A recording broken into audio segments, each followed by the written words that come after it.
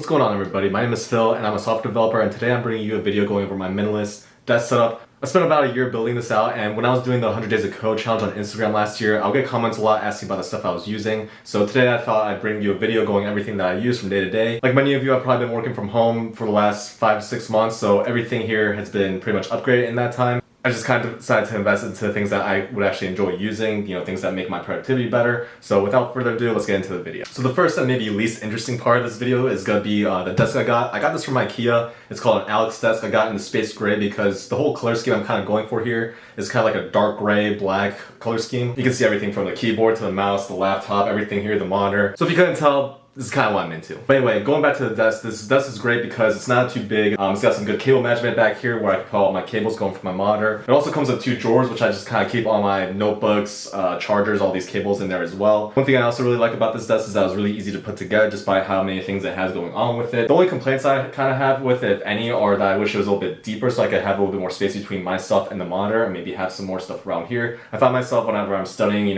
computer science topics or really learning anything new, that I have a notebook out in front of me, and it'd be nice to just have a little bit more space over here. And with this new monitor, which I just got only a couple of weeks ago, which I'll get into in a minute, I do wish it was maybe a little bit wider as well, so I have my laptop a little bit further that way, and just some more space to the right of me, just so I can have some more breathing room, really. So the next thing that I could get into is the mouse. This is the Logitech MX Master 3 from Logitech.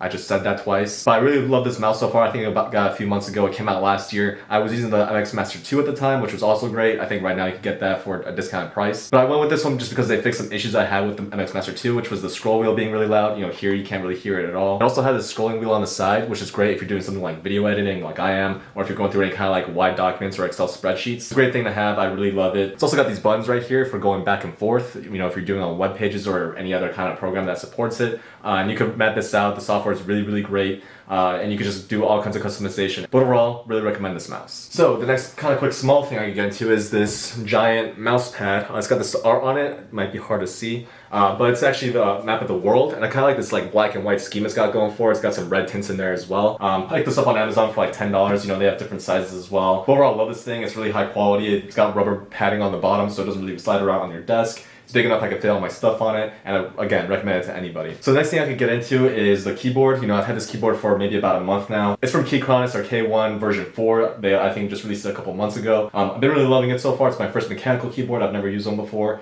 I got one with the blue switches as well as the white backlight. They also have some brown switch options as well as I think a red one that come with RGB options as well. I really like using it because I can use it for long periods of time. It's really comfortable. My hands don't really fatigue at all, which is nice because I get to get my work done more quickly. One other thing I'll say about it is that the backlight comes with a bunch of different lighting options, different patterns. So I don't know if we'll be able to see it in this light, but I'll throw some footage in here. It's got a bunch of different patterns, ranging from this to just some wavy options to different directional wavy options, as well as just a bunch of different things. You could experiment with it. There's this one that's kind of obnoxious that I would never get any work done if this is what I've used. Battery life is generally pretty good. I maybe recharged it once in the maybe 2 months that I've had so far. I'm using this thing every day for several hours a day. Backlight will obviously drain it more. I'm not using it that much, but it is really nice to have, and overall I can recommend it for anybody. I think it was about $80 or $90 plus shipping. Now the main thing kind of powering everything is this MacBook Pro that I've had for about 3 or 4 months now. It's a 16-inch 2019 MacBook Pro, which I got from Apple's refurbished store. I think it was a few $100s off, which I always recommend buying from them refurbished. You'll get crazy savings all the time. As far as the specs go, I think I got the base processor, which is a 6-core i7. I don't remember the exact numbers right now. I'll put them somewhere here on the screen, but it's been phenomenal. I actually came from a 2015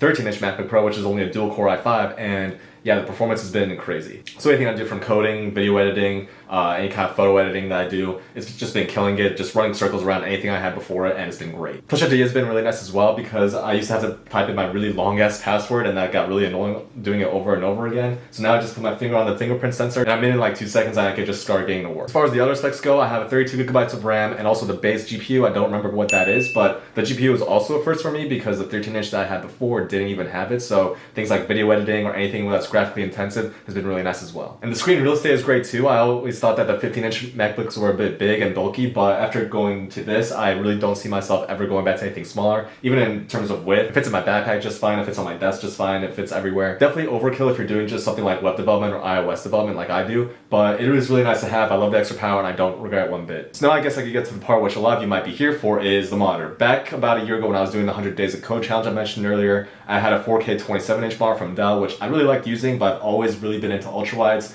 At the time, I also had a older MacBook Pro. Having the 4K didn't really work so well. The fans would come on a lot, it would get overheated, and it just really killed my overall productivity and workflow. But this I've been absolutely loving. I love having all the space. This is my first ultrawide. I think this is a 34-inch one from LG. The size is great, the resolution is great, and I really have no complaints with this as well. It does support HDR option, which came on outside the box, but I actually had to turn it off just because some of the colors were a little bit too saturated for me. You know, specifically the red was just a little bit too harsh and actually kind of hurt my eyes to look at. But if you are the type of person that needs the HDR and you're doing any kind of photo editing or video editing where the color is really important, maybe you could fiddle around with it a little bit. I couldn't figure out how to get it to look good, but it's there if you need it. Now, one other thing this monitor has, which I was looking for when I was picking up my next monitor, was a Usbc connection, because I have one of the newer MacBook Pros, and because Apple refused to put any other ports on it. It has a lot of other ports on the back, which I can use actually kind of as an adapter. So for example, I have the charging cable for my keyboard and my mouse, which is just USB-C also, which I don't know if I mentioned that about the mouse and keyboard, but they're both USB-C, so I get to charge everything with just one cable, be it my mouse, keyboard, laptop. The one other nice thing about this is that the monitor also powers the MacBook Pro while it's plugged in, so it's charging it. Now the thing about the monitor powering the MacBook Pro is that it only outputs 60 watts of power delivery, so I think my MacBook charger is about 90 something watts. So I was worried about maybe not being charged properly while it was being used, or that it would charge too slow, but it's actually not been a problem at all. And in fact,